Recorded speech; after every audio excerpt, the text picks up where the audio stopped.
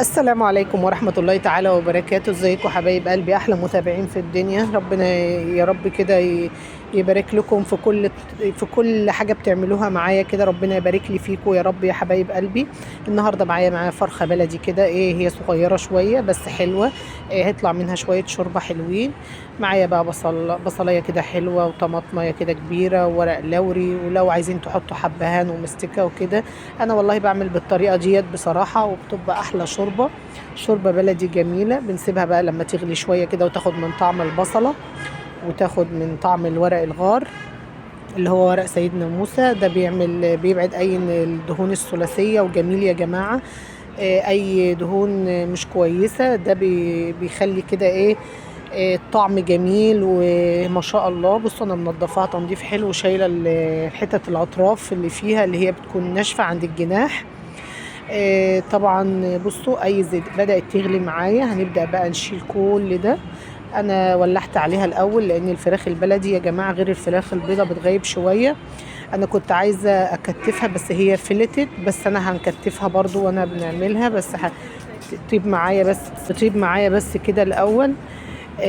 بقى بدأت نعمل الرز. انا هنعمل لقمة كده سريعة. حطيت معلقتين من السمنة زي ما انتم شايفين، وشوية فلفل كده، وشوية ملح حلوين محترمين كده. ولا عايزين نسقي بشويه من الشوربه هنسقي، بس انا بصراحه محتاجه الشوربه دي عشان ان شاء الله هنعمل بيها ملوخيه. طبعا ديت سلسله فيديوهات مع بعض هتنزل في فيديو واحد. اول حاجه ده طبعا بيبقى ده يوم الفرخه مثلا ديت، والرز هيبقى يوم، الملوخيه وباقي التوضيبات هيبقى يوم، لكن كله هينزل ان شاء الله في فيديو واحد. بدأ الرز بقى يتحمر معايا، عايزه فيه طعم التحمير والقرمشه. قلب واحدة واحدة. ويا جماعة حطوا الفلفل، انا غسلاه غسلة حلوة، ومنشفاه تنشيفة كويسة الرز. عندي بقى شوية توم كده عقبال ما الاكل ده يطيب. هنبدأ بقى مقشراهم كده، كان هيفضى. طبعا انا التوم عندي خلص بصراحة. فجبت شوية توم كده، طبعا احنا في الاخر انا بنعمله هو اخضر. فمسكت التوم ده، هو اشتريته كده من واحدة بالكيلو، وقشرته تقشيرة محترمة. هما كمية حلوة كده لاني ما عنديش توم خالص. طبعا انا مش هنتن كل يوم بقى نقشر راس براس، لا مسكت دهوت كده. وش حتى شايفين الخضار اللي فيه ده برضو يا جماعة جميل. هنحط له بقى معلقة من الملح، معلقة برضو صغيرة من السكر علشان يحفظوا معايا. هو برطمان يعني ان شاء الله لما ينزل هيكفي معايا لما ينزل الجديد. انتوا عارفين الطريقة بقى، انا بنزل لكم بالفيديوهات لما بنعمله الاخضر، حتى العروق الخضراء بتاعت ديت مش بنعملها. ومعايا برطمان اهوت بقول لكم ده فيه كان مكانه توم باودر، وعلبة هيت لو فضل شوية ماشي. هنعمل بقى هنبدأ في الكبة كده واحدة واحدة. هننزل بالثوم، هنضرب الثوم معانا ضرب محترم كده. ادي السكر يا جماعة، انا فكرت انا حطيته، طبعا منتج الفيديو زي ما انتم شايفين. هننزل بقى واحدة واحدة بالثوم، وهنضرب. هيطلع لي برطمان وكمية محترمة بصراحة. السكر بيساعد ان هو ما يغيرش لونه، ما يتأكسدش معايا. هننزل واحدة واحدة بقى كده، هو الضرب فيه مش هنخلي الا يعني حاجات بسيطة كده، يعني مش عايزينه يكون زي العصير، لا انا عايزاه مفروم ناعم، علشان لما نعمل ملوخية لما نحط معلقة منه للمحشي بيدينا طعم برضو كويس. هنبدأ بقى في الضرب واحدة واحدة زي ما انتوا شايفين. عايزة بقى نقرب كده من الكبة علشان تشوفوا. ادي يا جماعة الماء، يعني ده انا عايزة النعومة ديت لا اكتر منها شوية. البرطمان ده هو الحمد لله الكمية تعمل البرطمان الصغير، عشان مش عايزاه يغيب معايا. اللي بيحبه بصراحة بيبقى فيه ريحة التوم فظيعة فظيعة، التوم الاخضر يا جماعة. نزلت بقى على الرز بالتقليب كده، هو متقرمش من تحت، ومحضرة معايا المية. شوية الرز والفرخة زي ما انتوا شايفين على النار. دي اول حاجة انا علقت عليها. هنبدأ بقى كده. بصوا هننزل بقى من الحوافي علشان تتفرم معايا. بصراحة انا طبعا علشان شغلي بنحب كل حاجة تكون متوفرة عندي. لسه هنقشر وهنعمل، لا على طول كده هو بنجي واخدة ومقلبة في السريع، واخدة معلقة ومقلية وكده عشان الوقت، مفيش اسرع من الوقت. وزي ما انتوا شايفين كده البرطمان معايا البرطمان ده كان مكانه توم باودر.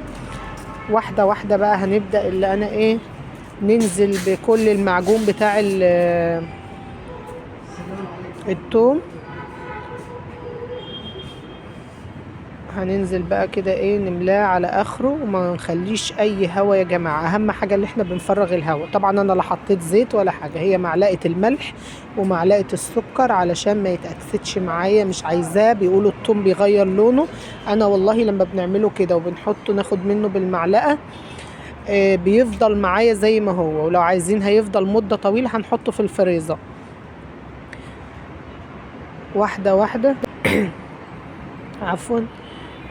اهم حاجة هنخرج منه كده الهواء ونبدأ اللي انا نكبس التوم دهوت على قد البرطمان ده بالظبط، سنة سنة. عايزاكم بقى كده تصلوا على الرسول وتوحدوا الله.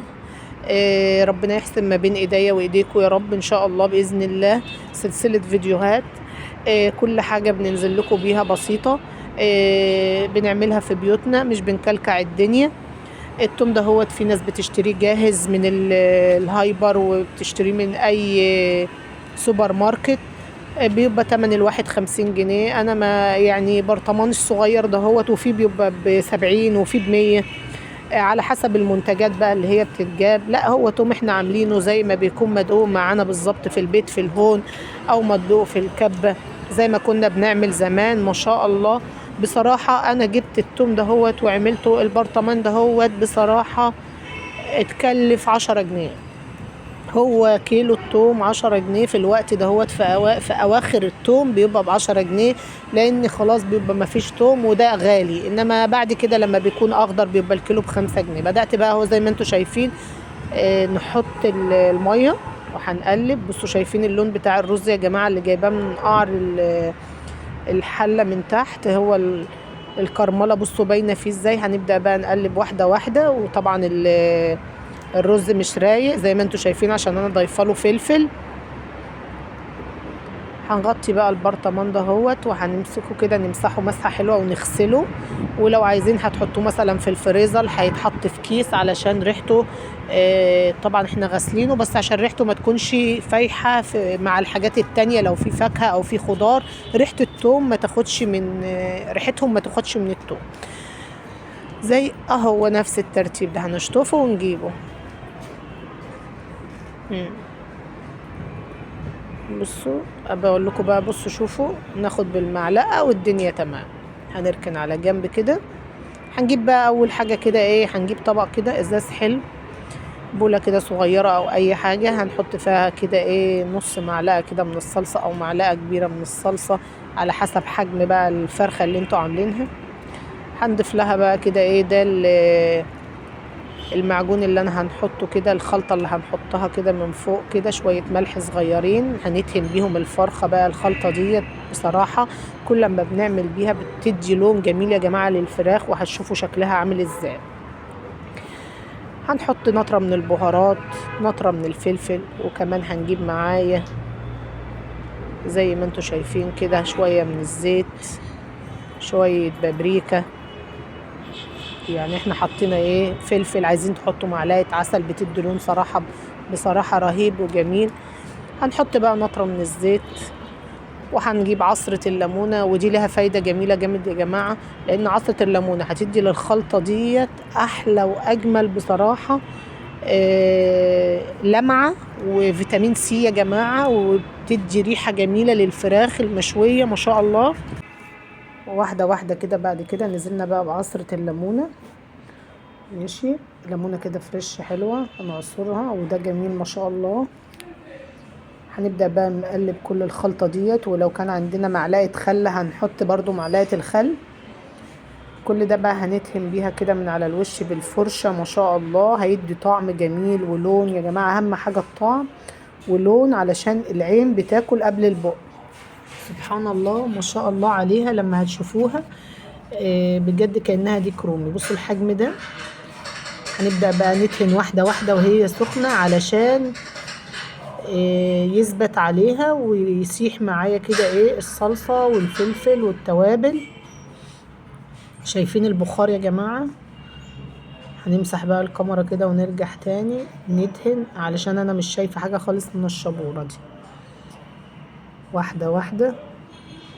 هنقلبه بقى على كل النواحي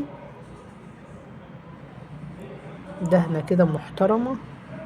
طبعا بيبقى في الصينية شوية شوربة علشان لما يدخل الفرن يتن فيه كده ايه طراوة.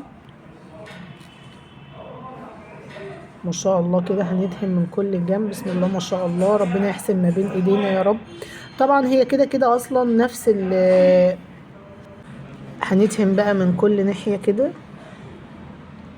وهندخل الصينية المحترمة كده بالايه بالفرخة البلدي بتاعتنا ديت. هو كده يا جماعة نفس السعر. الفراخ البيضة ب70 جنيه، انما ديت فرخة. هندهن بقى من كل ناحية ما شاء الله كده. بصوا هي طيبة معايا والأنسجة بتاعتها طرية. هنبدأ بقى كده ايه ندخلها الفرن. وادي معايا بقى كده ونطلعها كده. ادي معايا الرز وادي الفرخة بعد ما طلعت. طبعا كل ده انا مقصر عليكم. وادي الشوربة بتاعتنا هنديها بقى سنة من الفلفل. ودي اول اكلة احنا عملناها في يوم. طبعا بقى عايزين بقى نعمل حاجة حلوة معاها. طبعا عايزين كلام من ده هنشوفوا اللي بعد منها. سلسلة فيديوهات مع بعض هننزلها كلها في فيديو واحد. كنت عايزة بقى نوريكم. بصوا الأنسجة بتاعتها ما شاء الله، وبيضة وطيبة وطرية معايا مش ناشفة، رغم اللي هي واخدة طعم الشوي ماشي. وسبحان الله بتلمع بجد بجد، مش كأنها فرخة صغيرة، لا كأنها ديك رومي ما شاء الله. هنبدأ بقى ايه واحدة واحدة كده ايه ناكل بقى ونسمي الله وان شاء الله بإذن الله. وادي التوم اللي انا عملته. وده فيديو. هنبدأ بقى في الفيديو التاني معايا ومكوناته ومقاديره زي ما هتشوفوا.